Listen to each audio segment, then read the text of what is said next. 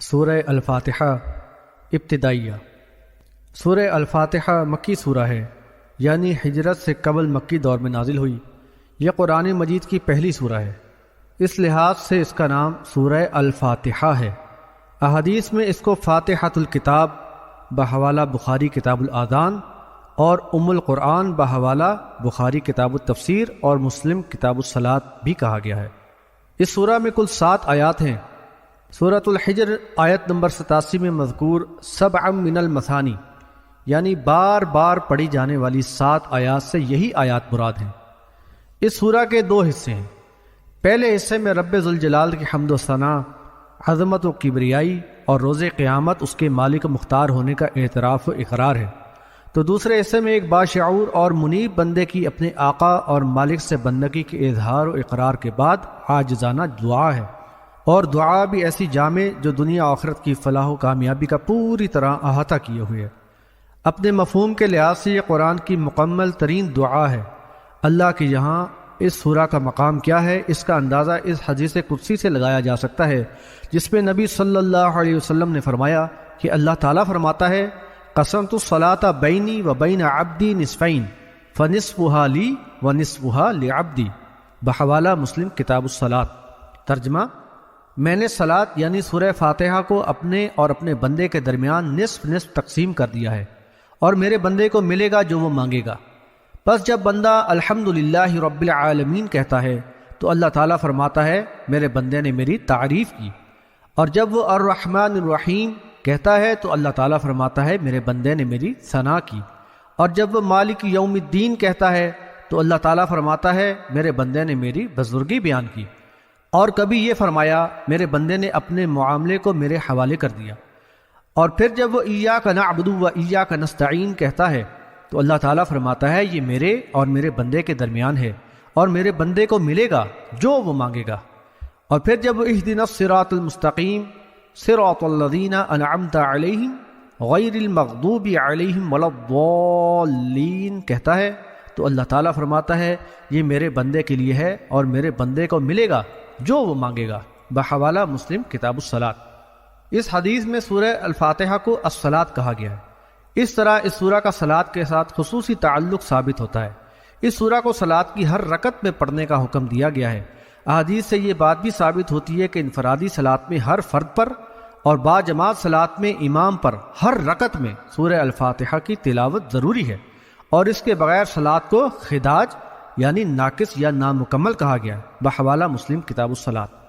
یہاں اس بات کی نشاندہی ضروری ہے کہ مسلک پرستی کے شکار فرقوں نے اس مسئلے میں کچھ تشدد کی راہ اختیار کر کے باہمی اختلاف کی ایک بنیاد فراہم کر لی ہے۔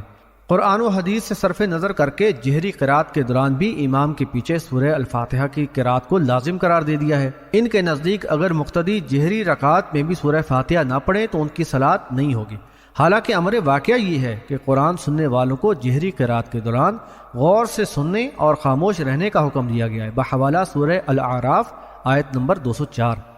اور مسلم کی ابو موسیٰ الاشعری رضی اللہ عنہ کی روایت اور دیگر متعدد روایات میں بھی یہ بات کہی گئی ہے۔ ویسے تو حکم عام ہے، لیکن صلاۃ کے لیے بدرجہ اولیٰ ہے۔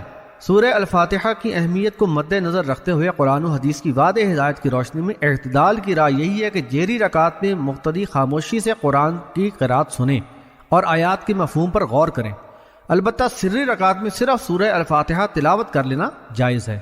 اللہ اور اس کے رسول محمد صلی اللہ علیہ وسلم کے حکم کے مطابق صحابہ کرام رضی اللہ عنہم کا اسی بل عمل رہا ہے، جیسا کہ سنن نسائی، ابن ماجہ اور موطا وغیرہ کی متعدد روایات سے ثابت ہے۔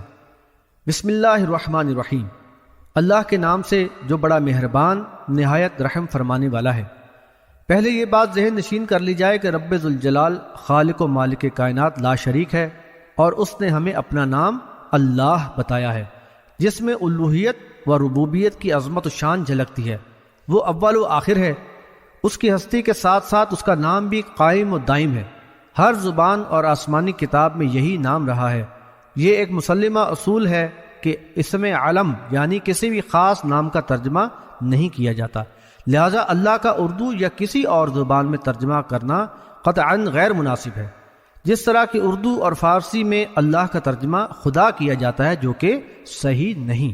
اس سورہ کی امتیازی خصوصیت اللہ اور بندے کے قریبی تعلق کا اظہار ہے، چنانچہ جذبہ اخلاص اور قلب و ذہن کی یکسوئی کے لیے اور رب سے تقرب اور اس پر توکل کے احساس کو ہمہ وقت بیدار رکھنے کے لیے بندے کو یہ ادب سکھایا گیا کہ وہ اپنے ہر کام کی ابتدا اپنے رب کے نام ہی سے کرے۔ ہر کام مثلا کھانا پینا، پانی پینا، ذبح کرنا وغیرہ شروع کرنے سے پہلے بسم اللہ پڑھنے کی تاکید کی گئی۔ اس کے بے شمار فوائد ہیں۔ ایک طرف تو اللہ تعالیٰ کی تائید و توفیق حاصل ہوتی ہے اور معاملات میں خیر و برکت شامل رہے گی، تو دوسری طرف شیطان لعین کی فتنہ سامانیوں سے اللہ کی محافظت رہے گی، بحوالہ سورہ النحل آیت نمبر 98، جس میں قرآن کی تلاوت سے پہلے تعوذ کا حکم دیا گیا ہے۔ چنانچہ تلاوت سے پہلے اعوذ باللہ من الشیطان الرجیم اور پھر بسم اللہ الرحمن الرحیم پڑھ کر تلاوت شروع کی جائے۔ اعوذ باللہ من الشیطان الرجیم، پناہ مانگتا ہوں میں اللہ کی شیطان مردود کے شر سے۔ بسم اللہ الرحمن الرحیم، شروع اللہ کے نام سے جو بڑا مہربان نہایت رحم فرمانے والا ہے۔ الحمد للہ رب العالمین، تمام تعریف اللہ تعالیٰ ہی کے لیے ہے جو سب جہانوں کا پالنے والا ہے۔ حاشیہ: الحمد میں لام تعریف یعنی الف لام سے استغراق یعنی کلیت کا مفہوم پیدا ہوتا ہے، جیسا کہ الانسان سے ساری انسانیت مراد ہے۔ چنانچہ الحمدللہ کے معنی ہوئے کہ ساری تعریف اللہ ہی کے لیے ہے۔ تعریف کسی کے ذاتی حسن و کمال کی وجہ سے ہوتی ہے یا اس کے احسان کی وجہ سے جذبہ شکر گزاری کے تحت کی جاتی ہے۔ کائنات میں جو کچھ اپنے حسن و کمال کی وجہ سے قابل تعریف ہے وہ اللہ تعالیٰ ہی کی تخلیق اور عطا ہے۔ اس لیے الحمدللہ کا مکمل معنی اور مفہوم اس طرح سے ہوگا کہ سب تعریف اللہ ہی کے لیے ہے۔ یہ کلمہ شکر ہے اور اللہ کا شکر ادا کرنے کے لیے الحمدللہ کہنا مسنون ہے، اور حدیث میں اس کی بہت فضیلت آئی ہے۔ کھانے پینے کے بعد انہی الفاظ میں شکر ادا کیا جاتا ہے۔ الرحمن الرحیم، جو بڑا ہی مہربان اور نہایت رحم فرمانے والا ہے۔ حاشیہ: الرحمن اور الرحیم اللہ تعالیٰ کے صفاتی نام ہیں، یہ تفضیل کے صیغے ہیں اور ان سے اللہ تعالیٰ کی انتہائی اور دائمی رحم و کرم کا اظہار ہوتا ہے۔ مالک یوم الدین، روز جزا کا مالک ہے۔ یوم الدین سے مراد روز جزا یا یوم حساب ہے، وہ عظیم دن جب انسان کے ایمان و عمل کی بنیاد پر اس کی آخرت کا فیصلہ ہوگا۔ پھر یا تو وہ اللہ کے انعام کا مستحق یعنی جنتی ہوگا یا اس کے عذاب کا حقدار ٹھہرایا جائے گا۔ اللہ تعالیٰ یوم حساب کا اکیلا مالک و مختار ہوگا اور تمام جن و انس، نبی و غیر نبی اس کی رحمت کے طلبگار اور فاسق و فاجر اس کے عذاب کے خوف سے لرزاں و ترساں ہوں گے۔ اس دن فیصلے عدل و انصاف سے ہوں گے اور کسی کے ساتھ کوئی ظلم نہ ہوگا۔ شرک سے پاک ایمان کے ساتھ عمل صالح کا اجر بڑھا چڑھا کر ملے گا، جبکہ شرک پر مرنے والا ہمیشہ کے لیے جہنم میں ڈال دیا جائے گا، بحوالہ سورہ المائدہ آیت نمبر 72۔ ایاک نعبد و ایاک نستعین، اے اللہ ہم صرف تیری ہی عبادت کرتے ہیں اور تجھ ہی سے مدد چاہتے ہیں۔ حاشیہ: اللہ تعالیٰ کی عظمت و کبریائی اور اس اکیلے کی الوہیت و ربوبیت کے اعتراف و اقرار کے بعد اب اس سے والہانہ وابستگی کا اظہار ان الفاظ میں کیا جا رہا ہے کہ ہم صرف تیری ہی عبادت کرتے ہیں اور تجھ ہی سے مدد چاہتے ہیں۔ یہ بندے کا اپنے رب کے سامنے نہ صرف بندگی کا اظہار ہے بلکہ ایک طرح کا عہد بھی ہے کہ ہر قسم کی عبادت صرف اللہ ہی کے لیے مخصوص ہوگی، خواہ وہ رکوع و سجود ہوں یا نظر و نیاز۔ اس کی مزید تائید و تشریح کے لیے ملاحظہ ہو سورہ الانعام آیت نمبر 162، جس میں نبی صلی اللہ علیہ وسلم سے فرمایا گیا، ترجمہ: آپ کہہ دیجئے کہ بے شک میری صلاۃ، قربانی گویا کہ سارے عبادات جانی و مالی، اور میرا جینا اور مرنا سب کچھ اللہ رب العالمین کے لیے ہے۔ دوسری بات کہ ہر حاجت و مصیبت کے وقت اللہ ہی سے مدد کی درخواست کی جائے، کسی اور سے نہیں کی جائے، چاہے بیماری میں شفا کی طلب ہو، آفات سے چھٹکارا مطلوب ہو، یا اولاد کی طلب ہو، یا کوئی اور مقصد۔ یہ بات قابل غور ہے کہ یہاں مفعول کو فاعل پر مقدم کرنے یعنی ایاکا جملے کے شروع میں لانے سے کلام میں انتہائی زور پیدا ہوا ہے، گویا اس طرز بیان نے شرک کی جڑ کاٹ دی اور غیر اللہ سے استعانت و استمداد یعنی مدد چاہنے کا مطلق سد باب کر دیا گیا۔ اب اگر کوئی اللہ پر ایمان لانے اور یہ عہد کرنے کے بعد بھی غیر اللہ کے لیے نظر و نیاز کرے یا اللہ کے علاوہ کسی اور کو مدد کے لیے پکارے تو یہ اپنے مالک سے غداری کے مترادف ہوگا، العیاذ باللہ۔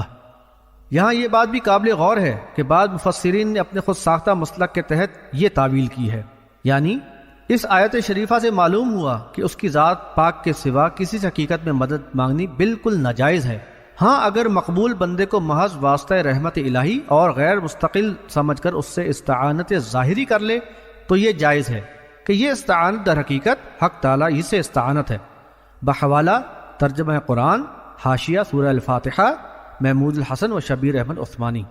اور احمد رضا خان صاحب بریلوی کے نزدیک کنز الایمان حاشیہ سورہ الفاتحہ احمد رضا خان میں لکھا ہے، مقربان حق کی امداد الہی ہی ہے اور یہ استعانت بالغیر نہیں۔ در حقیقت یہ آیت کے اصل مفہوم اور منشا میں صریح تحریف کے مترادف ہے اور ہدایت ربانی بے گمراہی کا پردہ ڈالنے کا انداز ہے۔ بلا شبہ یہ آیت کے معنی و مفہوم کے سراسر منافی ہے۔ مکہ کے مشرک خانہ کعبہ میں رکھے ہوئے بتوں کو فریاد رسی کے لیے آواز دیتے تھے اور لات و منات کو مشکل کشائی کے لیے پکارتے تھے، تو آج اس گمراہ موقف کے پیروکار کلمہ گو یا رسول مدد یا علی مدد یا غوث مدد یا پیر دستگیر وغیرہ کی پکاریں لگاتے ہیں۔ یہ سب ان نام نہاد مفسرین اور علماء و مشائخ کے نزدیک جائز صحیح، لیکن فی الحقیقت یہ توحید باری تعالیٰ کا انکار اور اللہ تعالیٰ کی غیظ و غضب کو بھڑکانے کا مذموم انداز ہے، اعاذنا اللہ۔ یہ واضح کرنا بھی ضروری ہے کہ غیر اللہ سے مافوق الاسباب مدد مانگنا شرک ہے، نہ کہ ماتحت الاسباب۔ ماتحت الاسباب مدد چاہنا اور ایک دوسرے کی مدد کرنا عین فطرت انسانی ہے اور عالم اسباب کے نظام کا حصہ ہے، اور اس کے لیے کسی کے مقبول بارگاہ الہی اور برگزیدہ ہونے کی شرط نہیں۔ باطل عقائد پھیلانے والے نام نہاد علماء اکثر ایسے شوشے چھوڑ کر لوگوں کو گمراہ کرنے کی کوشش کرتے ہیں۔ اهدنا الصراط المستقیم، اے اللہ ہمیں سیدھا راستہ دکھا دے۔ صراط الذین انعمت علیہم غیر المغضوب علیہم ولا الضالین،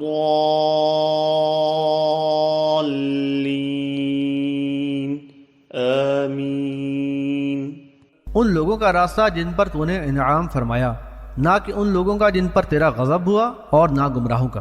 حاشیہ آخری 3 آیات میں قرآن کی وہ جامع دعا ہے جس میں بندہ اپنے رب سے صراط مستقیم کے لیے رہنمائی طلب کرتا ہے اور درخواست کرتا ہے کہ اے اللہ ہمیں سیدھا راستہ دکھا دے جو حقیقی منزل یعنی جنت تک پہنچائے، وہ راستہ جو تیرے انعام یافتہ بندوں کا راستہ ہے، اور اس راستے سے ہمیں بچا جو گمراہ لوگوں اور ان کا راستہ ہے جن پر تیرا غضب ہوا۔ اللہ کا انعام پانے والے بندے انبیاء، صدیق، شہداء اور دیگر صالحین بحوالہ سورہ النساء آیت نمبر 69۔ بلا شبہ یہ اللہ کے مخلص و منیب بندے کے دل کی گہرائی سے ابھرنے والی آرزو کا اظہار ہے۔ یہ بات بھی قابل غور ہے کہ یہ سورہ اللہ اور اس کے بندے کے درمیان براہ راست تعلق اور رب سے قربت کا موقع فراہم کرتی ہے اور انسانوں کے بنائے ہوئے واسطوں وسیلوں کی مشرکانہ دیواروں کو گرا دیتی ہے۔ بندے کی دعا اس کا رب جو کہ انسان کی شہرک سے بھی زیادہ قریب ہے براہ راست سنتا ہے اور اس کا جواب عنایت فرما دیتا ہے، جیسا کہ مذکورہ حدیث قدسی سے واضح ہے اور اس سورہ کا یہی مضمون ہے۔